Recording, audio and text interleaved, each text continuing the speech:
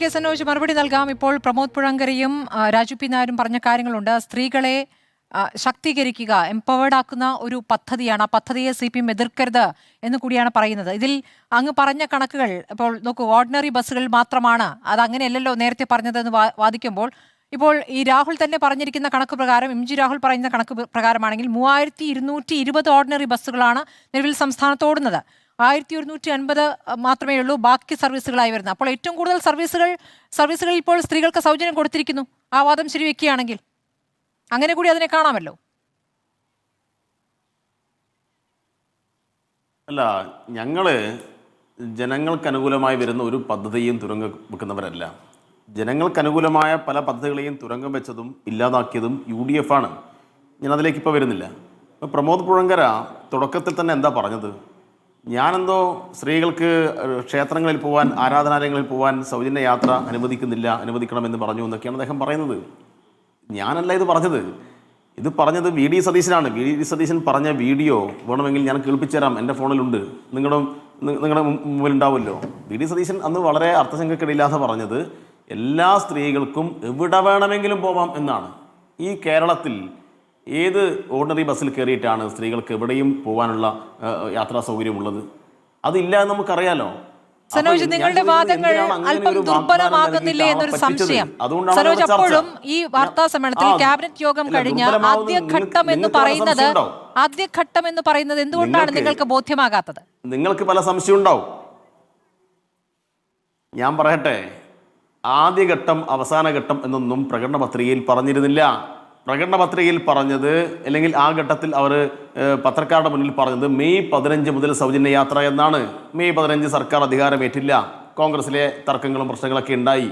അപ്പോൾ പറഞ്ഞു ജൂൺ 15 മുതൽ എന്ന് പറഞ്ഞു. ജൂൺ 15 മുതൽ എന്ന് പറയുന്ന ഘട്ടത്തിലെങ്കിലും പറയാമായിരുന്നു ഓർഡിനറി ബസ്സിൽ മാത്രമേ ഉള്ളൂ എന്ന് പറയാമായിരുന്നു. ഓർഡിനറി ബസ്സിൽ മാത്രമേ ഉള്ളൂ എന്ന് പറയുന്നതിന് പകരം വോട്ടിൻ്റെ സമയത്ത് എല്ലാവർക്കും എല്ലായിടത്തും പോവാം, നിങ്ങൾക്ക് ടൂർ പോവാം, നിങ്ങൾക്ക് അമ്പലത്തിൽ പോവാം, നിങ്ങൾക്ക് ആരാധനാലയങ്ങളിൽ പോവാം ഒക്കെ പറഞ്ഞിട്ട് വോട്ട് വാങ്ങിയിട്ട് പിന്നെ കാര്യത്തിലേക്ക് കടക്കുമ്പോൾ ഇത് അതിലേ ഉള്ളൂ ഇതിലേ ഉള്ളൂ എന്ന് പറയുമ്പോൾ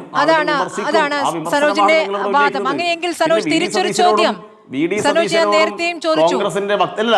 പറയട്ടെ ചോദിക്കട്ടെ. അല്ല, ഞാൻ പറയുമ്പോൾ നിങ്ങൾക്ക് 100 ചോദ്യമാണല്ലോ, അവർ പറയുമ്പോൾ ഒരു ചോദ്യം ഉണ്ടായിട്ടില്ലല്ലോ. എല്ലാം കേട്ടുന്നല്ലോ.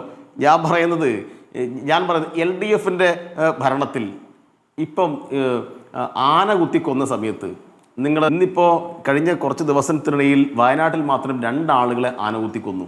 അപ്പോൾ UDFകാർ നേരത്തെ LDF ഭരിച്ച സമയത്ത് ഈ മൃതദേഹമെടുത്ത് പ്രകടനം നടത്തി ഞങ്ങൾ അധികാരത്തിൽ വന്ന ഈ പ്രശ്നങ്ങൾ മുഴുവൻ പരിഹരിക്കുമെന്ന് പറഞ്ഞു. ഇപ്പോൾ കുറഞ്ഞ ദിവസത്തിനുള്ളിൽ തന്നെ 5-6 മരണമുണ്ടായിട്ട് ഈ പ്രശ്നങ്ങൾ പരിഹരിച്ചോ? അപ്പം ജനങ്ങൾക്ക് കൊടുക്കുന്ന വാഗ്ദാനം അത് പാലിക്കുന്നുണ്ടോ എന്ന് ഉറപ്പുവരുത്തണ്ടേ? നേരത്തെ പറഞ്ഞു മോഡിഫിക്കേഷൻ അല്ലേ എന്ന് പറഞ്ഞു, ജനസികളെ പറ്റിക്കാൻ വേണ്ടി പല കാര്യങ്ങളും പറഞ്ഞു, അത് പാളി.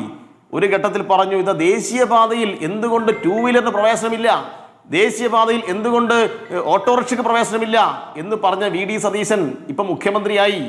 ഞാൻ രാജു പി നായരോട് ചോദിക്കുന്നത്, ദേശീയപാതയിലേക്ക് എപ്പോഴാണ് 2 വീലറും ഈ 3 വീലറൊക്കെ കടത്തിവിടുക നിങ്ങളുടെ സർക്കാർ? സതീശൻ നേരത്തെ വലിയ പറഞ്ഞില്ലേ? അപ്പൊ നിങ്ങൾ അതിന് പരിഹാരം ഉണ്ടാക്കിയോ? മുനമ്പം പ്രശ്നം 10 മിനിറ്റിനുള്ളിൽ പരിഹരിക്കും എന്ന് പറഞ്ഞു അല്ലേ? മിനിറ്റുകൾ എത്ര കടന്നുപോയി. പെട്രോളിന്റെ വില വർദ്ധിക്കുന്ന സമയത്ത് പറഞ്ഞു അയ്യോ കേരളത്തിൽ നികുതി ഭീകരതയാണ്, അതുകൊണ്ട് കേന്ദ്രം വർദ്ധിപ്പിച്ചാലും കേരളം ആ നികുതി വർധനവ് ഒഴിവാക്കി കൊടുക്കണം എന്ന് പറഞ്ഞു. ഈ കഴിഞ്ഞ ചുരുങ്ങിയ ദിവസത്തിനുള്ളിൽ ഈ രാജ്യത്ത് സമാനതകളില്ലാത്ത വിധത്തിൽ പെട്രോളിന്റെ വില വർദ്ധിച്ചു. കേരളത്തിൽ അതിൻ്റെ അധിക വരുമാനമുണ്ടായി. ഇതേ VD സതീശൻ എന്തയാ പറഞ്ഞ വാക്ക് പാലിക്കാതെ പോകുന്നത്? നികുതി ഭീകരത എന്ന് പറഞ്ഞ പ്രതിപക്ഷ നേതാവായിട്ടുള്ള VD സതീശനല്ലേ ഇപ്പൊ മുഖ്യമന്ത്രി? അപ്പൊ പറഞ്ഞ വാക്ക് പാലിക്കാൻ ഏതെങ്കിലും ഘട്ടത്തിൽ ഇവർ തയ്യാറാവുന്നുണ്ടോ? വയനാട്ടിൽ ഇലക്ഷന്റെ തൊട്ട് മുന്നേ ഈ രാഹുൽ ഗാന്ധിയെ പ്രിയങ്ക ഗാന്ധിയൊക്കെ കൊണ്ടുപോയിട്ട് ഇവർ പിരിച്ച പണത്തെ കണക്കാക്കിയിട്ട് തറക്കല്ലിട്ടല്ലോ. VD സതീശൻ പറഞ്ഞു അയ്യോ കല്ലിതാ അവിടെ പണി തുടങ്ങിയിട്ടുണ്ടെന്നാ പറഞ്ഞു. 100 ദിവസമായിട്ടും ആ കല്ലിന് മേൽ ഒരു കല്ലെടുത്ത് വെച്ചോ? ഒന്നും ആളുകൾ മറന്നുപോയിട്ടില്ല. നിങ്ങൾക്കിപ്പോൾ ഇലക്ഷനകത്ത് വിജയമുണ്ടായി, അത് സമ്മതിക്കുന്നു. പക്ഷെ ആ വിജയം ഇതെല്ലാം ജനങ്ങൾ മറന്നേക്കും എന്ന് നിങ്ങൾ ധരിക്കരുത്. ജനങ്ങൾക്ക് മുമ്പിൽ ഒരു കാര്യം പറയുക, എന്നിട്ട് അധികാരം കിട്ടിക്കഴിഞ്ഞാൽ മറ്റു തരത്തിൽ പ്രവർത്തിക്കുക. ഇത് ഇരട്ടത്താപ്പാണ്. ഈ കാര്യങ്ങൾ ഇവിടെ പ്രതിപക്ഷം ചൂണ്ടിക്കാണിക്കും. അത് പറയുമ്പോൾ അസ്വസ്ഥപ്പെട്ടിട്ട് കാര്യമില്ല. ശരി, ശ്രീ രാജു പി നായർ മറുപടി പറഞ്ഞോട്ടെ.